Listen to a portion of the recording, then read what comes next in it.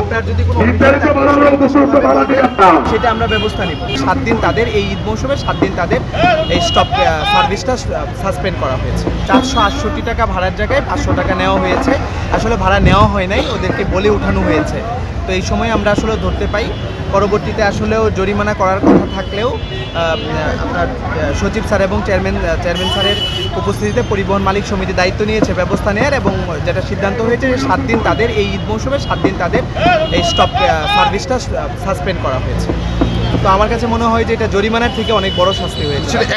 কাগজপত্র সকল সিজ করা হয়েছে, শুধুমাত্র একটা গাড়ি ঢাকা টু টাঙ্গাইল বিনিময়। মহাখালী বাস টার্মিনালে যেগুলো কাউন্টার থেকে ছাড়তেছে ওইগুলোতে আসলেও আমরা এখন পর্যন্ত কোনো ভাড়া অতিরিক্ত ভাড়া নেয়া প্লাস অন্যান্য নিয়মের কোনো অভিযোগ শুনিনি বা কোনো সুস্পষ্ট প্রমাণ পাইনি।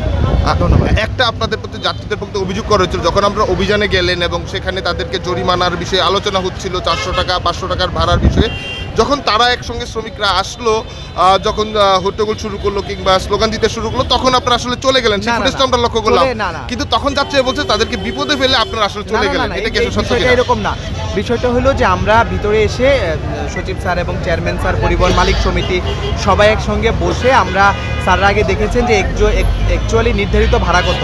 তো ওখানে যেটা হয়েছিল 398 বলা হয়েছিল, কিন্তু অ্যাকচুয়ালি নির্ধারিত ভাড়া হলো 468 টাকা। আর ওরা আসলেও আমরা ধারণা করেছিলাম যে ওরা টিকিট দিয়েছে বা ভাড়া অলরেডি আদায় করে ফেলেছে, বাট ভাড়া আদায় করেনি, ভাড়া আসলেও বলে উঠানো হয়েছে। যার কারণে পরবর্তীতে সিদ্ধান্ত হয়েছে তাদের আপাতত সার্ভিসটা হলো সাসপেন্ড করা হয়েছে 7 দিনের জন্য। আমরা আরেকটা জিনিস লক্ষ্য করেছি, আপনার ভাড়ার জন্য যখন ওদের সঙ্গে কথা বলছিলেন, আপনাদের চার্টে এক ধরনের ভাড়া, কিন্তু আপনাদের অভিযোগের জায়গায় এক ধরনের ভাড়া ছিল। যেটা বিআরটি এর নির্ধারিত চার্টে যেটা ভাড়া, এটাই অরিজিনাল, অন্য কোনো কিছু আপনারা যখন কথা বলছিলেন তখন কিন্তু ভাড়া আরেক ধরনের। তারাও বললো 400 টাকা, তারাও বলছিল 400 টাকা। এখানে একটা মিসআন্ডারস্ট্যান্ডিং হচ্ছে আপনার, এটা একদম স্পেসিফিক্যালি 468 টাকা ভাড়া।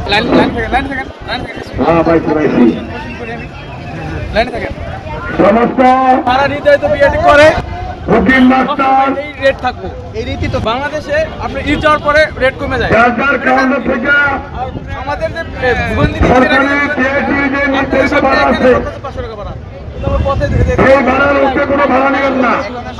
আচ্ছা, আমাদের প্রত্যেকটা জায়গায় আইন শৃঙ্খলার বাহিনী আছেন, আপনাদের যে জায়গায় জানাবেন।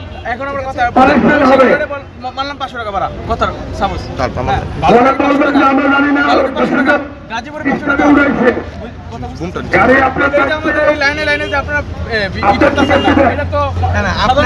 আপনার যদি কোনো সেটা আমরা ব্যবস্থা নিব, বাট ভাড়া আছে ওইটার বেশি 1 টাকাও নিতে পারবে না। আমরা জানাবো, যেটা একটু আগে সচিব স্যার এবং চেয়ারম্যান স্যার বলেছে, আপনারা কোনো টিকিট কেটে লোকাল বাসে উঠবেন না, তাহলেই কেবল এই জিনিসটা সমাধান করা যাবে। তাইলে এখানে যত গাড়ি আছে মালিক সমিতিকে বলা হয়েছে সবাই টিকিট দিয়ে লোকাল যাত্রীদের জন্য কি ব্যবস্থা ওরা আজকে সিদ্ধান্ত হলো সবাইকে টিকিট দিয়ে